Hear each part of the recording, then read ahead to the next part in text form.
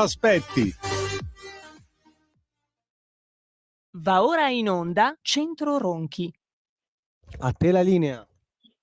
Grazie, un abbraccio al nostro regista, ovviamente, che è bravissimo, ai nostri 14 radioascoltatori, a Matteo, quello sempre più affettuoso, sempre più forte, e a tutti i radioascoltatori eventuali che ci fossero in più. Un abbraccione grande a Tina, che non riusciamo ancora a far intervenire alla radio e che cura la sua mamma di 101 anni, la abituale conduttrice insieme a me delle trasmissioni domenicali. Ora, i mezzi tecnici sono cambiati, qualche problema l'abbiamo. Noi abbiamo intrapreso da 4-5 mesi a questa parte, più o meno da giugno, da maggio-giugno, un percorso che guarda gli avvenimenti della settimana, del mese, gli avvenimenti d'attualità, sotto la prospettiva della democrazia e della crisi della democrazia. Abbiamo trattato delle posizioni dei giudici rispetto alle norme europee e abbiamo avuto poi come appoggio sia l'intervento del dottor Borghi sia del vicepresidente del CSM Tinelli, coerenti con quello che abbiamo detto. Abbiamo parlato di crisi della democrazia e adesso esce il libro della dottoressa Angela Merkel, la quale Merkel, la quale accenna agli stessi problemi sostanzialmente. Se voi le date una scorsa anche solo alle recensioni, io non l'ho ancora letto tutto, ma le recensioni approfondite le ho lette, e traccia una via che è simile a quella che abbiamo tracciato noi, in anticipo devo dire, e parla anche della libertà conseguente, cioè nel momento in cui il sistema democratico, cioè il democratos, il potere dato al popolo, non garantisce la maggior libertà possibile al popolo stesso che è essenziale perché possa esserci un potere, possa concepirsi un potere naturale in capo a quella formazione naturale, altrettanto naturale che è il popolo. Se non c'è quella libertà, non c'è quel motore, non si può parlare di democratos, ma di qualcos'altro, qualcosa che è diverso. Sarà un'oligarchia, sarà una tirannide, sarà qualunque cosa, ma non un democratos. Dall'altro lato, per esercitare il potere del popolo, per esercitare il suo potere naturale che gli compete, il popolo ha bisogno di conoscenza, cioè di essere a conoscenza di ciò che deve decidere, perché al kratos, al potere, corrisponde anche una decisione. Ora, discutere delle decisioni è una cosa, travisarle è un'altra. Introduco in questo modo perché questa settimana abbiamo avuto la stranissima, tra virgolette, abbastanza usuale, situazione relativa a ciò che si è potuto comprendere da quel che è avvenuto in relazione alla legge approvata dai due rami del Parlamento della cosiddetta autonomia differenziata, cioè quel provvedimento legale, quindi legislativo, scusate, coerente con quanto disposto dall'articolo 117 della Costituzione, che è stata approvata dal Parlamento e che in parte la Corte Costituzionale ha emendato e in parte è stata invece ritenuta efficace efficace completamente, pienamente, da parte della Cassazione. Non entro nel merito delle questioni, anche se non è difficile capire ciò che è successo. Di là dalla propaganda, dalla disinformazione sistematica, disinformarsi delle sinistre, e anche questo oggi parleremo, che fa parte della concezione religiosa della sinistra. Il caso è abbastanza chiaro, cioè la Corte Costituzionale ha ritenuto che alcuni passaggi di attribuzione di competenze previsti dalla legge fossero da demandare alla competenza esclusivamente del Parlamento tramite leggi e non fossero di competenza del governo, dell'autorità esecutiva, attraverso decreti. Quindi non è che l'impianto della legge è stato ritenuto legittimo, doveroso, previsto dalla Costituzione. Alcuni passaggi sono stati ritenuti di competenza di un organo, di quello legislativo, e non di quello esecutivo. Quindi non vera la campagna che è stata messa in atto dicendo che l'impianto della legge era stato smontato dalla Corte Costituzionale. Assolutamente no. Quello che è avvenuto è questo. Dall'altro lato, la Corte Costituzionale, la Corte Cassazione, scusate, la Corte Cassazione ha ritenuto pienamente legittimo il referendum richiesto sempre dalle sinistre per la abrogazione completa, totale della legge. Ora,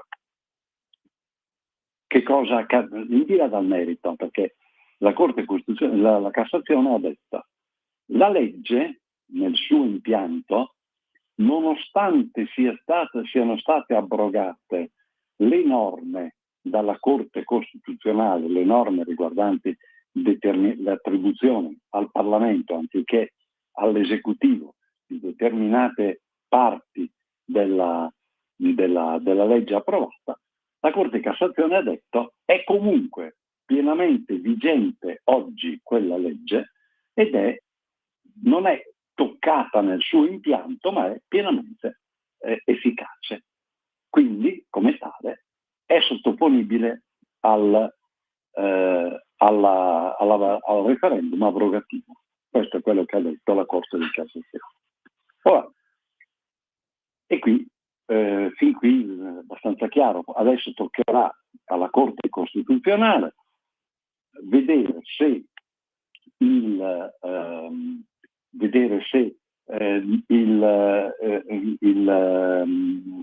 la richiesta di referendum è ammissibile, perché essa comprende anche norme di natura tributaria per le quali non è ammissibile il referendum.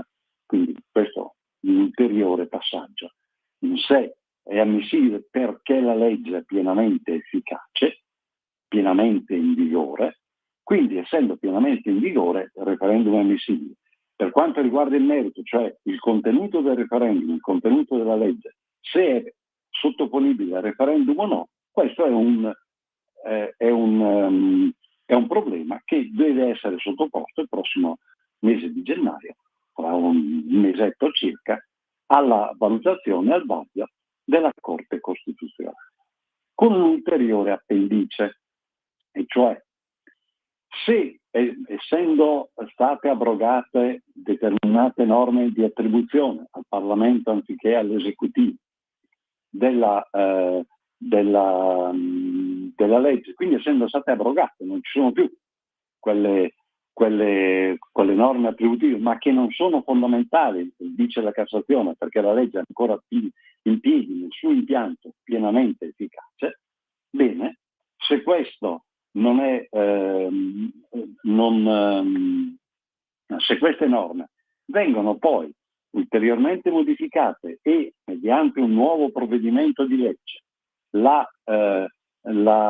legge sull'autonomia differenziata verrà modificata in modo che le competenze siano del Parlamento e non dell'esecutivo mediante decreto, in quel caso il referendum non potrà più essere proposto perché la legge sarà cambiata. Questo il quadro, per essere, non so se sono stato chiaro, me lo auguro, cioè nel momento in cui venisse poi l'intervento successivo in conseguenza della prima decisione della Corte Costituzionale che ha detto che le attribuzioni sono del Parlamento e non del Governo, se venisse modificata la legge dicendo, prevedendo in conformità di quanto deliberato dalla Corte Costituzionale che le competenze sono o vengono passate al Parlamento anziché al Governo, rispettando la sentenza della Corte Costituzionale, in quel caso la legge è cambiata e quel referendum non è più proponibile. Oggi è proponibile, domani potrebbe non esserlo più. Il problema qual è? Sempre nella prospettiva del Demon Kratos. La gente non ha capito niente, o comunque ha capito poco. È quello che sommariamente, in modo molto sommario, vi ho spiegato, non ha capito niente. In un primo tempo è stato detto la legge è stata smantellata, è stata smantellata, a questo punto il referendum cosa lo proponi a fare? Il referendum non lo proponi più perché la legge è stata smantellata, non esiste più sostanzialmente nella sua sostanza. No, non è vero. La comunicazione andata dall'insieme dei media che fanno capo alla sinistra, quindi dall'insieme della disinformazione, hanno detto la verità. In realtà, dice la Cassazione, la legge è pienamente efficace e quelle parti che sono state modificate dalla Corte Costituzionale erano parti accessorie, erano parti secondarie, per cui quella legge lì pienamente efficace può essere oggetto di referendum. Quindi l'informazione data per decidere, per poter consentire al popolo di esercitare il suo potere, era un'informazione distorta, non vera. La prova, e qui nessuno può contestare questo dato oggettivo. La Cassazione ha detto questo.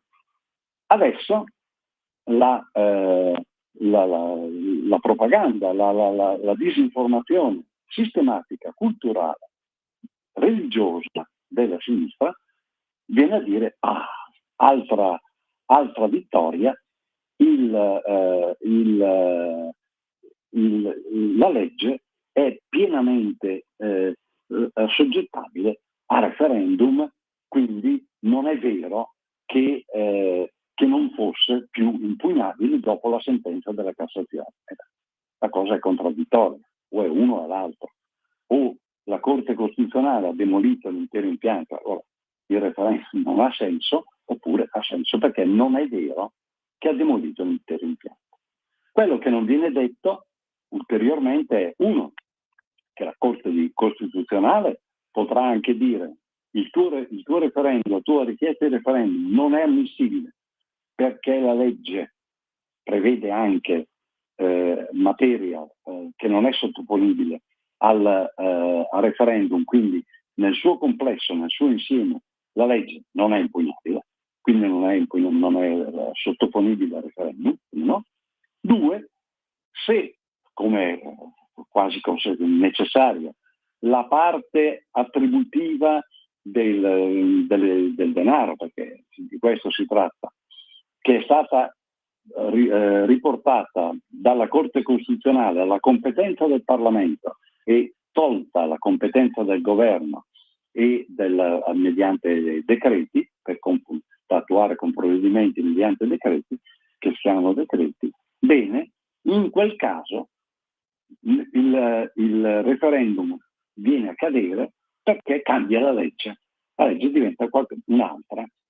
è una legge diversa, viene riscritta, quindi occorre riprendere, se la si vuole impugnare mediante referendum, occorre impugnare una legge diversa, quindi questo referendum decade.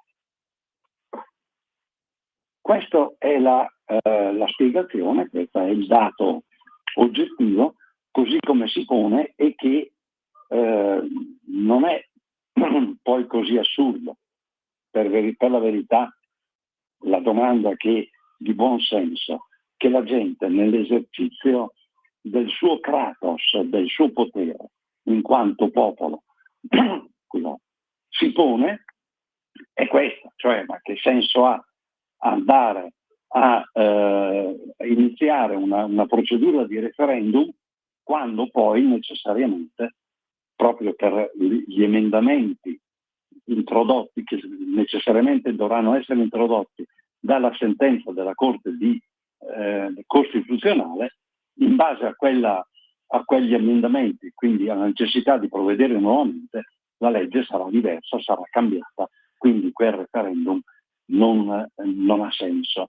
Quel referendum non ha più senso, ma la Corte Costituzionale dice, la Corte di Cassazione dice: in questo momento questa legge è pienamente efficace, quindi il referendum è ammissibile. Avrebbe potuto anche dire, siccome è necessario provvedere a integrare quanto la Corte Costituzionale ha abrogato, sospendiamo il nostro giudizio. Avrebbe potuto dire. Però quello che ha detto è sostanzialmente gli emendamenti prodotti dalla Corte Costituzionale sono così marginali che non vanno a intaccare la sostanza della legge, che è pienamente in vigore, che è pienamente strutturata, quindi sottoponibile a referendum. E questo è il dato che spero di aver presentato con sufficiente chiarezza. Ora, la domanda che si pone sempre dall'angolo di prospettiva che ci siamo dati, cioè la democrazia, la crisi della democrazia, l'esercizio della democrazia, perché democratos, il popolo come formazione naturale alla quale formazione spetta naturalmente un potere. Benissimo, ma quel potere necessita di una conoscenza. Al popolo è stato impedito di avere una conoscenza di questo tipo, cioè di sapere come stanno le cose. Le cose stanno come ve le ho raccontate, nessuno può dirmi che non è così, perché dire che non è così è una cosa assurda. Sto dicendo esattamente quello che è, che nessuno può negare. Ora, come può un popolo esercitare il proprio potere se non ha coscienza e conoscenza di ciò che è chiamato a decidere? Ed ecco entrare in gioco quella che è una cultura, una vera e propria cultura tipica del mondo della sinistra, e che è antidemocratica come cultura, come profilo politico, e è antidemocratica ed è espressione della natura religiosa, anche religiosa, di questa cultura di sinistra. La cultura della disinformazione viene introdotta da Stalin nel 1939, allorché crea una università, un'apposita università, l'Istituto Andropov a Mosca, che viene strutturato per modificare e divulgare la verità secondo l'interpretazione che gli organi del partito unico, del PQS, del Partito Comunista dell'Unione Sovietica, decide la realtà, la verità, che il Partito Comunista Sovietico decide essere tale. Quindi è tanto vero che l'organo ufficiale del Partito Comunista dell'Unione Sovietica si chiama Pravda, la verità. La verità è quella detta dal partito. Sembra una follia. Se c'è una realtà, se c'è un dato di fatto, come fai tu a crearne uno diverso? Una roba da campana a martello. Ma in realtà fa parte della concezione marxiana ed è coerente la cosa, non è così folle, non è così impossibile da capire. Qual è sostanzialmente il ragionamento?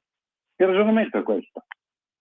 Nell'ambito della cultura di sinistra, tutta la sinistra, nella cultura socialista, poi portata alla sua massima espressione dal social-comunismo, quello che è stato vigente nell'Unione Sovietica, concezione religiosa, perché?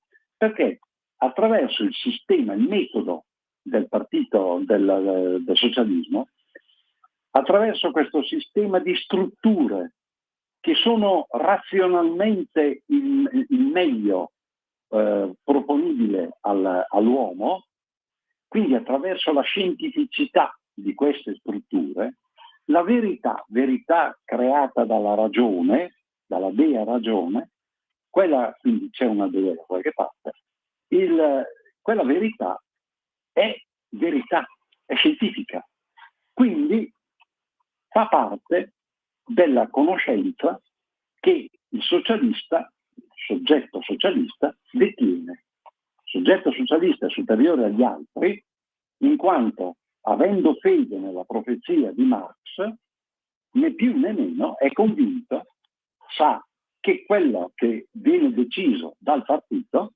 è verità, è meglio che possa esistere, quindi è la verità relativa all'uomo. Relativa, ripeto. A questo punto Stalin dice: ma come, io sono il capo di questo sistema veritativo, sono il possessore della verità e in un sistema ateo, ufficialmente ateo, il piccolo padre diventa anche il piccolo Dio. Sono io che ho in mano la verità e posso manipolarla come credo. Così come la possiedo, la posso gestire a fin di bene. Come tutte le religioni hanno questo lato oscuro del fin di bene, fare il male a fin di bene. E questo è comune a tutte le religioni, questo rischio.